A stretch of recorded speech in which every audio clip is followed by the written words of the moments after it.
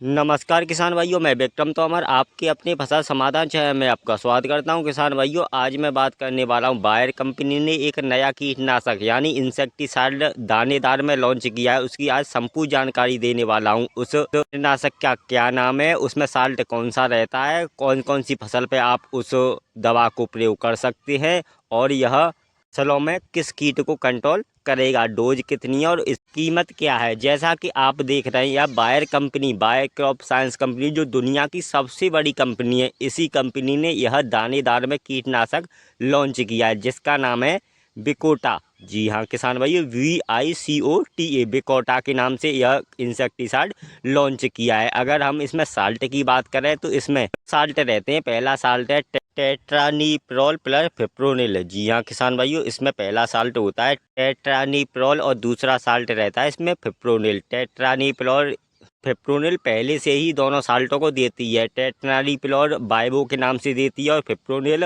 Reagent ultra के नाम से देती है। लेकिन बायर कंपनी इसी साल दोनों साल्टों को एक साथ लेके आई है। आप इस दवा का प्रयोग कर सकते हैं, बहुत ही अच्छे इसके रिजल्ट आए। पिछले साल इसके डेमो लगे थे, बहुत ही अच्छा इसका रिजल्ट। चलिए अब आगे बढ़ते हैं, अब जान लेते हैं बायकोटा दवा किस फसल के लिए बनाई गई है। किसान भाइयों, यह मुख्यतः दो फसल के लिए बनाई है। पहली फसल है गन्ना और दूसरी है धान।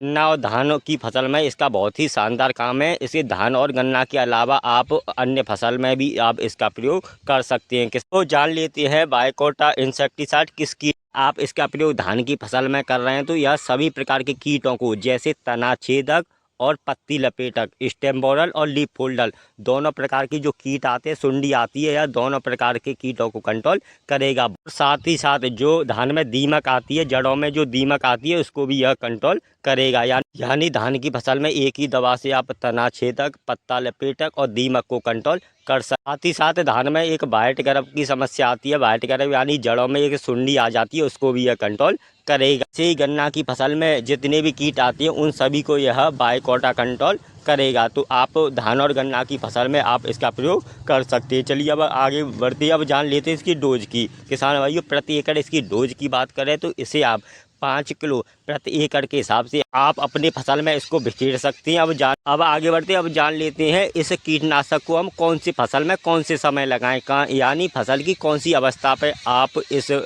बायकोटा इंसेक्टिसाइड का प्रयोग कर सकते हैं। किसान भाइयों, जब आपके धान की और गन्ना की अवस्था 20 से 25 दिन की हो जाए तो आप इस इंसेक्टिसाइड को अपने खेत में यानी फसल में लगा सकते हैं। 20 से 25 दिन पर आपके जो फसल में तनाछेदक, पत्ती लपेटक और दीमक की शिकायत वह आगे चलकर नहीं आएगी। कम से कम इसका 20 से 25 दिन का कंट्रोल रहता है, आपकी फसल में कोई भी समस्या नहीं आएगी। बायकोटा लगाते समय कुछ सावधानी है जो आपको बरतनी है। अगर हम पहली सावधानी की बात करें, अगर आप इस बायकोटा इंसेक्टिसाइड का प्रयोग कर रहे हैं तो आपके स्थानीय होना अनिवार्य है। अगर हम दूसरी सावधानी की बात करें, अगर आप इंसेक्टिसाइड का प्रयोग कर रहे हैं तो आपके खेत में नमी का होना बहुत ही ज़रूरी है, क्योंकि आपके खेत में जितनी नमी होगी उतना रिजल्ट इस दवा का आएगा। तो नमी का विशेष ध्यान रखें।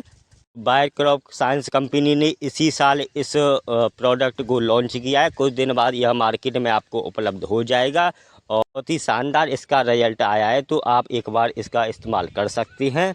आपको स्क्रीन पर एक नंबर दिख जाएगा जो बायर क्रॉप साइंस के डॉक्टर हैं, आप उनसे संपर्क कर सकते हैं और इस प्रोडक्ट की अधिक जानकारी ले सकते हैं। ऐसी वीडियो देखने के लिए मेरे फसल समाधान चैनल को सब्सक्राइब करें, लाइक करें। जय हिंद, जय किसान।